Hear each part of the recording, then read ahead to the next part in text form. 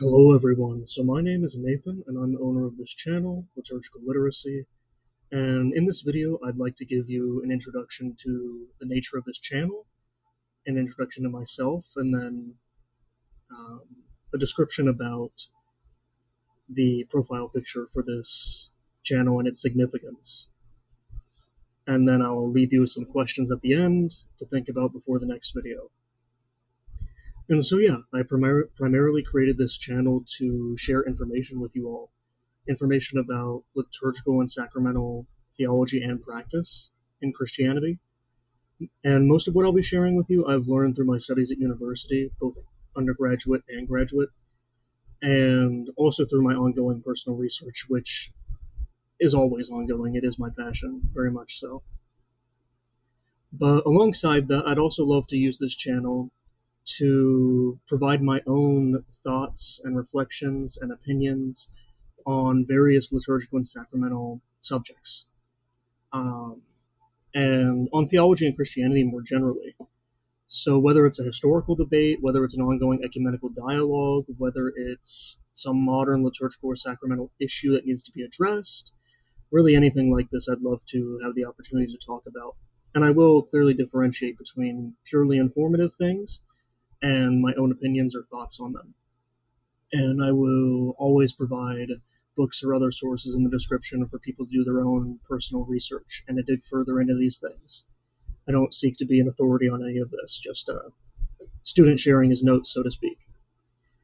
And so yeah, in this video, as I said, I'll give you some information about myself too. So I'm a student and soon to be graduate of the Catholic University of America in Washington, D.C. My major is theology and religious studies, and my minor is philosophy. I am also pursuing a graduate degree right now through a dual credit program at my university. And so the graduate program I'm studying in the area is liturgical studies and sacramental theology. I also have an interest in languages and quite a bit of experience. So obviously I speak English as my native language, but I'm also proficient in French, Spanish, Italian, and Latin to varying degrees. I'm also relearning, in a sense, my German because I took it in high school, but I haven't used it since. But it is important, especially for reading modern scholarly research in liturgical studies. And I'm also currently learning classical Syriac, and I hope to learn Greek for the first time, like biblical Greek, New Testament Greek, starting hopefully after I graduate in December and receive my degree in January. Another interesting thing is that I'm fascinated by anthropology, and I've even strongly considered pursuing a degree in that subject in the future. And then more personally, I'm a convert to Catholicism, and I really love exploring its richness, and honestly that of Christianity as a whole. So when I say richness, I mean it in a very broad sense. Theological, cultural, historical, and obviously especially liturgical and sacramental richness. And I'm most familiar with apostolic or ecclesial Christianity, and I'm most knowledgeable about it and most interested in it. So that, of course, includes, my own faith of Catholicism, but Eastern and Western. But it also includes Eastern Orthodoxy, Oriental Orthodoxy, which are distinct despite having synonymous names, and the Assyrian Church of the East. But I'm also very interested in classical Protestantism.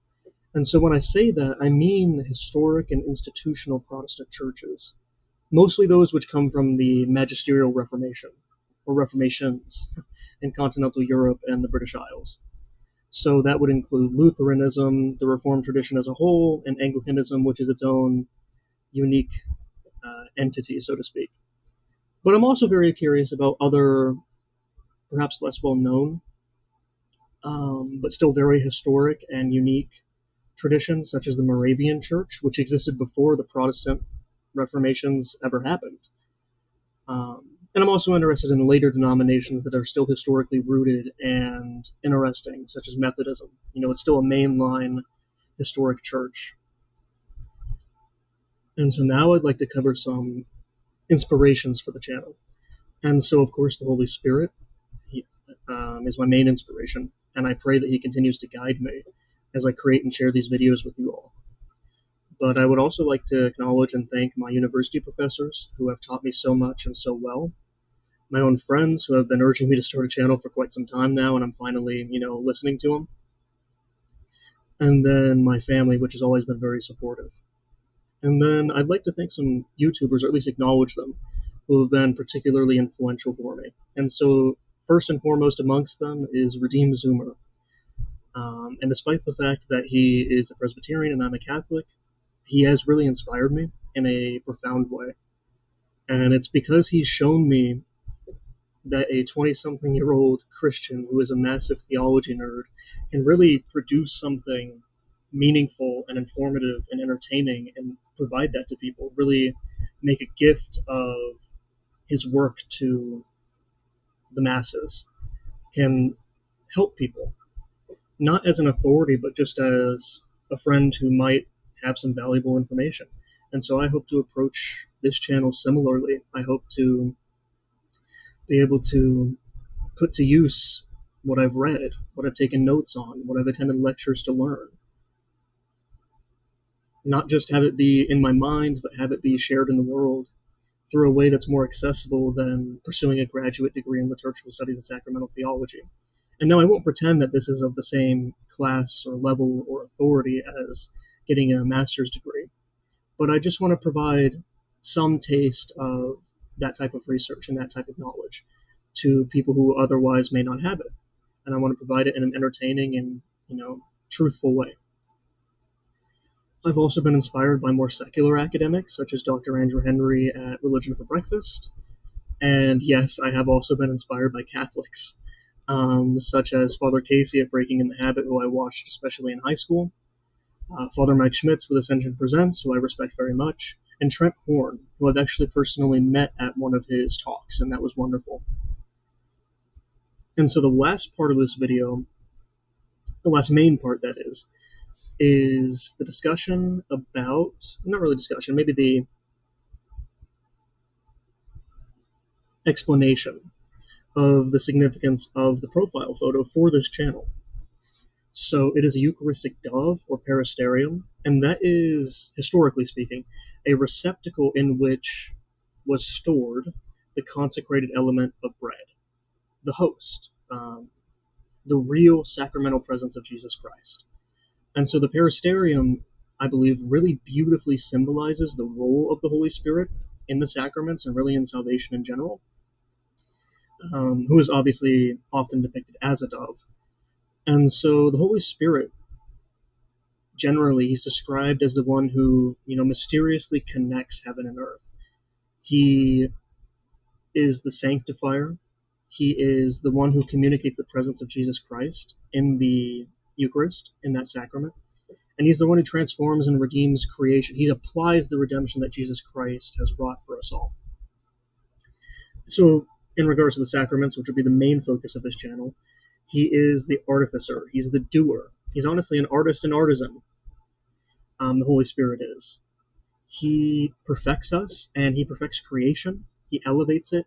He transforms it, not destroying it, but making it better.